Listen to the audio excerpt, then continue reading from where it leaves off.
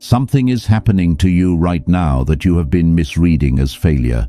The exhaustion that arrived without warning, the relationships that quietly fell apart, the plans that collapsed before they had a chance to become real, the version of your life you carefully constructed that suddenly stopped making sense.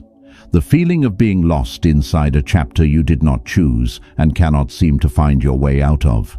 You have been interpreting all of it as evidence that something went wrong, that you made mistakes too large to recover from, that the life you imagined is moving further away rather than closer, that other people have something figured out that you have somehow missed. Carl Jung spent his life studying the patterns that appear in human beings right before their most profound transformations. And what he found, across thousands of people across decades of observation, was not what most people expect. He found that the darkness before a breakthrough is not random. It is not punishment. It is not evidence of failure or inadequacy or a life going in the wrong direction.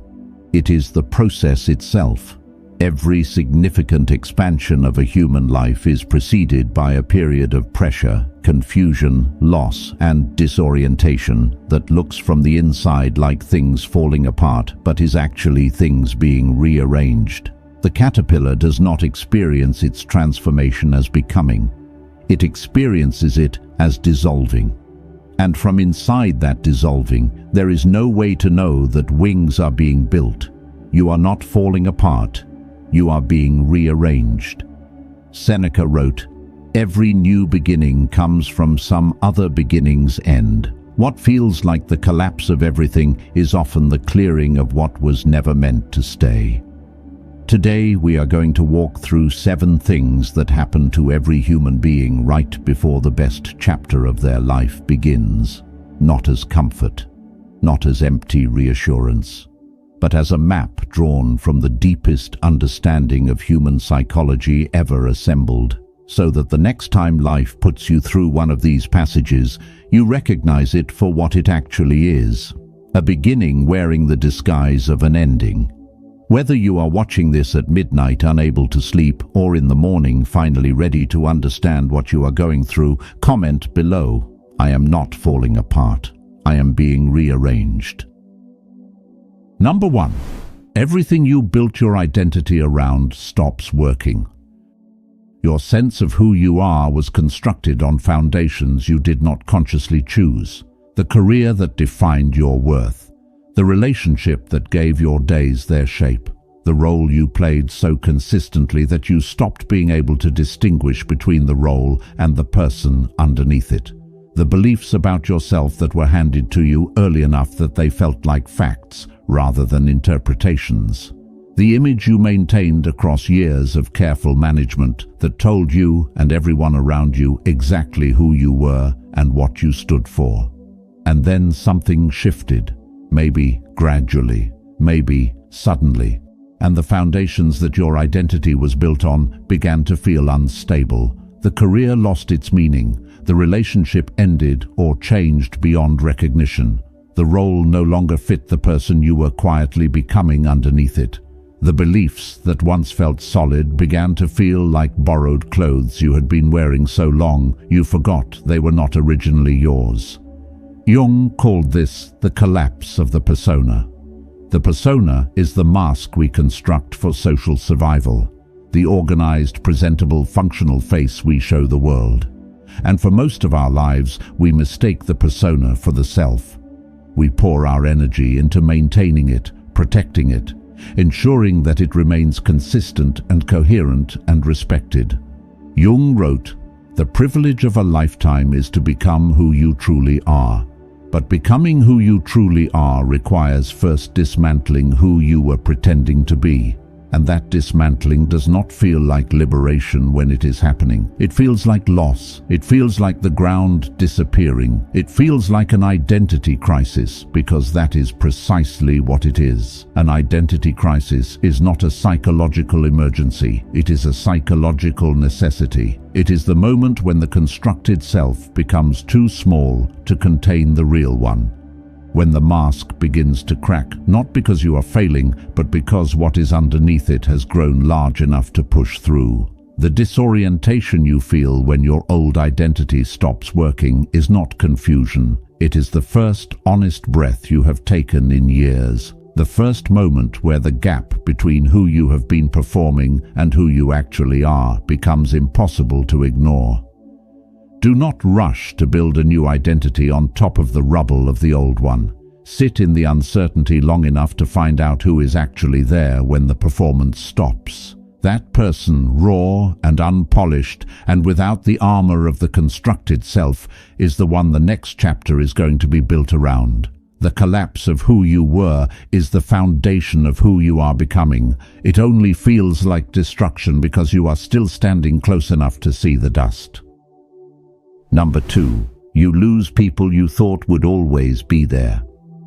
Some departures announce themselves. Others simply happen, quietly and without ceremony, and you only recognize the ending in retrospect. A friendship that faded across a year of decreasing contact until one day you realized you could not remember the last real conversation. A relationship that ended not in a dramatic moment, but in the slow accumulation of distance that neither of you named until naming it was the only honest thing left to do. A family dynamic that shifted when you began changing, and the people around you preferred the older, more familiar version of you who did not ask the questions you are now asking. Losing people before a major life transition is one of the most painful and least discussed aspects of genuine growth, because growth is not universally welcomed by the people around you. Some people in your life have a relationship not with you, but with the specific version of you that existed when they met you. When you begin to change, they experience that change as a kind of betrayal, as you becoming someone they did not agree to know. Jung observed, "The most terrifying thing is to accept oneself completely." And one of the reasons it is terrifying is that complete self-acceptance often makes you incompatible with people who needed you to remain incomplete, who needed your self-doubt to justify their own, who needed your smallness to feel comfortable in their own size, who needed you to stay in the role you occupied in their story and found your departure from that role deeply unsettling. The people who leave as you grow are not villains. Most of them are simply people whose path and yours ran parallel for a season and have now diverged. Divergence is not betrayal. It is just the honest acknowledgement that two people are heading in different directions, and pretending otherwise would cost both of them something real. What feels like abandonment before a breakthrough is often alignment in disguise. Life clearing the space around you for the people and connections that match who you are becoming rather than who you used to be. It hurts with a specific and irreplaceable kind of pain. The pain of losing someone who was genuinely important to you. That pain is real, and it deserves to be felt honestly. But on the other side of that feeling, if you let yourself move through it rather than around it, you will find something unexpected. Room, space that was previously occupied now open and available for something that fits the person you are in the process of becoming. The people meant for your next chapter cannot find their way to you, while every available space is still occupied by relationships that belong to the last one. Number 3. You are forced into a silence you did not choose. Life slows down in a way that feels like punishment. The activity and noise and forward momentum that kept you from having to sit with yourself suddenly disappears. An illness, a job loss, a heartbreak that makes socializing feel impossible. A period of enforced stillness that removes all the distractions you had been using to avoid the conversation your inner world had been trying to have with you for years. And in that silence, things surface. Feelings you buried under the busyness. Truths you knew but had successfully avoided confronting. Questions about your own life that the noise was keeping at a comfortable distance suddenly have no noise to hide behind. They arrive and they sit with you, and they will not be dismissed with activity because the activity is gone. Most people experience this forced silence as the worst thing that has happened to them, as something to escape as quickly as possible, as a problem to be solved rather than a passage to be moved through. Jung wrote, "Your vision will become clear only when you can look into your own heart. Who looks outside dreams, who looks inside awakes." The forced silence before a breakthrough is not a punishment for anything you did or failed to do. It is an invitation, possibly the most important invitation your life will ever extend to you. An invitation to stop running long enough to find out what you are running from, to sit with yourself long enough to remember who you actually are underneath the roles and the noise and the constant performance of a functional life. What surfaces in the silence is not comfortable. Unexamined grief surfaces. Unacknowledged anger surfaces. Dreams you abandoned so long ago you had convinced yourself you no longer wanted them surface with a clarity that the busy years kept safely muffled. Parts of yourself that the noise was suppressing come forward and demand the honest engagement that you have been too distracted to offer them. This is not a breakdown, this is an awakening. The difference between the two is not how it feels from the inside. From the inside, they are indistinguishable. The difference is what you do with what surfaces, whether you rush back to noise as soon as an exit presents itself, or whether you stay in the silence long enough to hear what it came to tell you. Stay. Everything the silence brought to the surface arrived for a reason, and the reason, as uncomfortable as it is always pointing towards something your next chapter requires you to understand about yourself. The conversation your inner world is trying to have with you is the most important one you will ever have. Do not leave before it finishes. Number 4. Old patterns stop working and new ones have not arrived yet. The strategies that carried you this far have stopped producing results. The way you approached relationships that always worked before is generating outcomes you did not anticipate. The professional habits that built your early success are no longer sufficient for the level you are trying to reach. The coping mechanisms that got you through hard seasons in the past are either unavailable or failing to provide the relief they used to. The map you have been using to navigate your own life has stopped matching the terrain, and the new map has not arrived yet. This gap, the space between the old strategies becoming obsolete and the new ones becoming available, is one of the most disorienting experiences a human being can have. Because we are creatures of pattern, we rely on knowing how things work, on having a reliable method for navigating the challenges in front of us. When the method stops working and no replacement has materialized, the resulting uncertainty touches something very deep and very frightened in us. Jung described this as the necessary disorientation of genuine transformation. He understood that you cannot carry old tools into a new landscape and expect them to be sufficient, that the growth being demanded of you requires capabilities you have not yet developed. And the only way to develop them is to spend time in the uncomfortable territory where the old ones no longer work and the new ones are still being built. Jung wrote, "We cannot change anything unless we accept it. Condemnation does not liberate, it oppresses." Accepting that your old patterns have expired is not defeat. It is the first act of the intelligence required for what comes next. The person who insists on using a strategy that has stopped working is not being persistent. They are being afraid. Afraid that the absence of the old method means the absence of any method. Afraid that releasing what no longer works means being left with nothing. But the new patterns cannot be discovered from inside the old ones. They emerge in the gap, in the uncomfortable in-between where you are no longer who you were and not yet who you are becoming. That space feels like emptiness, but it is actually potential. It is the blank page before the new chapter writes itself. Do not fill the gap prematurely with the first available distraction. Do not grab the nearest old pattern and force it to work past its expiry. Sit in the not yet knowing long enough for something genuinely new to emerge from the honest experience of being without a map.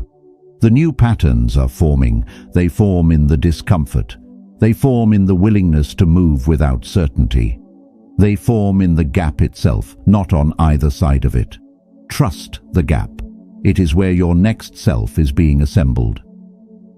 Number 5. Your deepest fears rise to the surface and demand to be faced. Fears you managed to keep at a safe distance for years suddenly feel very close. The fear of being fundamentally unlovable that you covered with busyness and achievement and the constant maintenance of relationships. The fear of being truly seen and found wanting that you managed by staying slightly hidden even in your closest connections. The fear of failure so deep that it shaped every choice you made without you ever consciously naming it. The fear that you are not enough, have never been enough, will never be enough, surfacing now with a clarity and volume that your previous life managed to keep at a manageable murmur. Jung called these fears the shadow, the parts of ourselves that we refuse to integrate, the aspects of our own psychology that we deemed unacceptable and pushed into the darkness where they would not embarrass us or threaten the persona we were working so hard to maintain. The shadow does not disappear when we refuse to look at it. It grows. It accumulates everything we rejected about ourselves across years of careful avoidance. And before a major transformation, it rises, not to destroy you, but because the next chapter of your life requires a wholeness that is impossible while you are still refusing to acknowledge half of yourself. Jung wrote, "Until you make the unconscious conscious, it will direct your life, and you will call it fate." The fears rising to the surface before your breakthrough are not evidence that you are broken. They are evidence that you are being asked to become whole. To stop dividing yourself into the acceptable parts you show the world and the unacceptable parts you hide even from yourself. To look directly at what frightens you most about your own nature and discover that it has less power in the light than it ever had in the darkness. Facing a fear does not mean the fear disappears. It means the fear stops making your decisions for you. It means the thing you were most afraid to look at turns out to be survivable. That the worst part of yourself you were terrified to confront is not a monster, but a wound. And wounds, unlike monsters, can heal. Epictetus said, "He is a wise man who does not grieve for the things which he has not, but rejoices for those which he has." Your fears are not proof of your weakness. They are proof of everything you have been carrying alone. And carrying them into the light is the beginning of putting them down. Everything you were most afraid to face about yourself is standing at the entrance to your best chapter, not as a gatekeeper who will turn you away, as a passage. The only way through is directly into the thing you have been walking around for years. Walk into it. What is on the other side of your deepest fear is not what you imagined. It is freedom. The specific, irreplaceable freedom of someone who looked at the worst of themselves and survived the looking. Number 6. Life strips away everything that was covering up your real purpose. Comfort has a way of making the wrong life feel acceptable. When the salary is enough and the routine is manageable and the relationships are functional and nothing is actively on fire, it is surprisingly easy to keep living in a life that fits you the way clothes in the wrong size fit. Wearable, not unbearable, but never quite right. Never quite aligned with the specific shape of who you actually are. And then life removes the comfort. The job disappears, the relationship ends. The routine that was holding everything in its familiar shape dissolves. The buffer that was standing between you and the honest question of whether this life is actually yours gets removed without your consent. And in the raw, exposed space where the comfort used to be, something surfaces that the comfort was covering. A calling that never disappeared, just went quiet under the noise of a life that was full enough to prevent you from noticing its absence. A sense of purpose that your constructed life never quite accommodated. A direction that the practical, sensible, responsible choices of your adult years managed to route around without ever quite extinguishing. Jung wrote, "The least of things with a meaning is worth more in life than the greatest of things without it." Meaning is not optional. Not in the way that luxury is optional or convenience is optional. Meaning is a biological necessity. A life lived without it produces a specific kind of suffering that no amount of comfort, success, or distraction can permanently address. You can manage it. You can cover it. But it does not go away.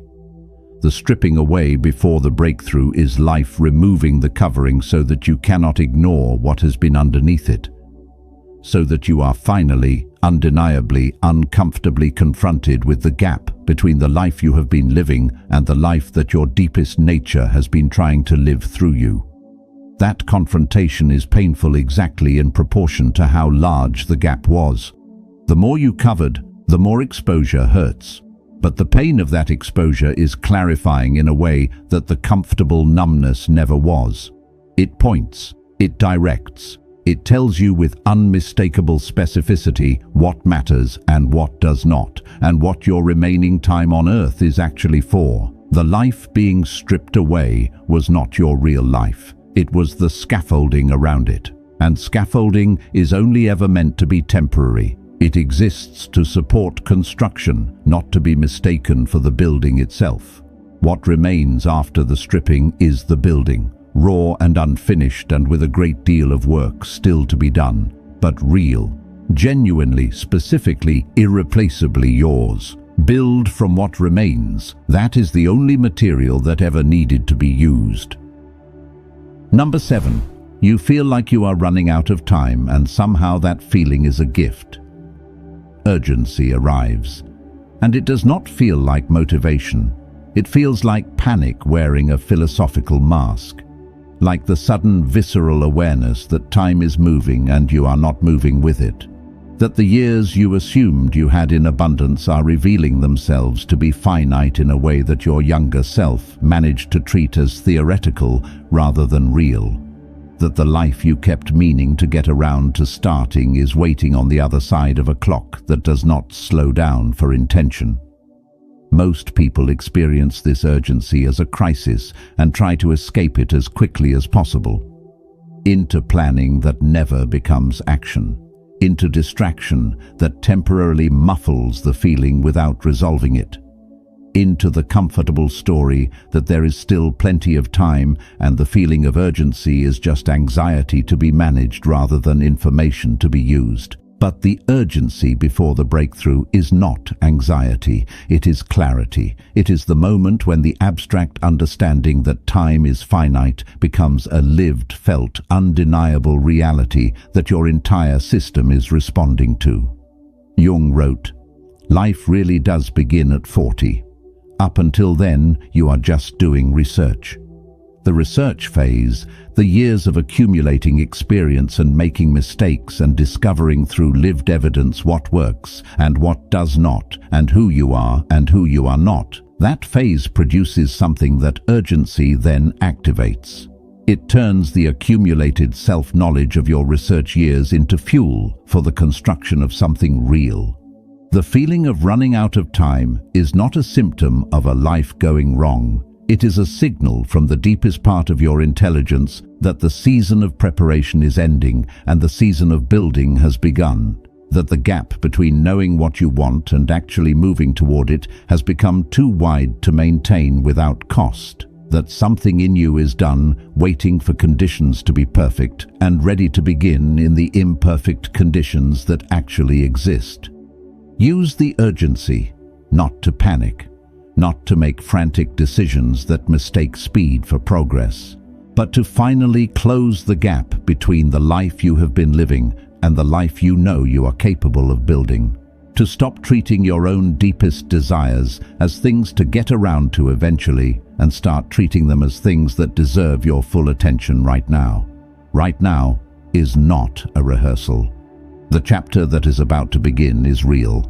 The person you are becoming through everything you have been through is real. And the life waiting on the other side of everything you have survived is not a distant possibility.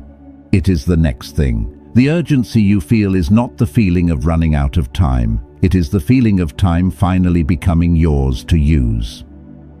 7 passages. 7 experiences that feel like endings, but function as beginnings. Your identity collapsing under the weight of what you have outgrown. The people departing who belong to the chapter that is closing, the silence arriving to finally say what the noise was preventing. The old strategies expiring before the new ones are ready, the fears surfacing that can no longer be avoided, the comfort dissolving to expose what it was covering, and the urgency arriving to close the gap between who you have been and who you are finally ready to become. None of it is random. None of it is punishment. None of it is evidence that your life is going in the wrong direction. All of it is the process. The specific, universal, deeply human process that precedes every genuine transformation. The passage that every person who has ever stepped into the best chapter of their life had to move through first. Jung understood this because he lived it. He went through his own collapse, his own silence, his own confrontation with shadow, his own stripping away of everything comfortable and familiar. And what he built on the other side of that passage, the understanding of human psychology that still shapes how we understand ourselves a century later, would not have been possible without the darkness that preceded it. Your darkness is the same, not identical in its details, but identical in its function. It is not what is happening to you, it is what is happening for you. The preparation for something that requires a larger, more honest, more fully realized person than the one who entered this passage. You are not the same person who started this video. Something has shifted. A small recognition, a loosening of the grip on the interpretation that this darkness means failure. A beginning of the understanding that what you are inside right now is not the end of your story, but the most important transition within it. Marcus Aurelius wrote, "You have power over your mind, not outside events. Realize this, and you will find strength." The passage you are in right now is outside your control. What you choose to believe about it is entirely yours. Jung left us with this: I am not what happened to me. I am what I choose to become. What happened to you brought you here. What you choose to become starts now. The best chapter of your life does not begin after this passage ends. It begins the moment you understand what this passage is for. If this video found you at exactly the moment you needed it, share it with someone who is in the middle of their own darkness and does not yet know what it is building. And remember, you are not falling apart. You are being rearranged. And what is being assembled is something worth every moment of the discomfort it is costing you.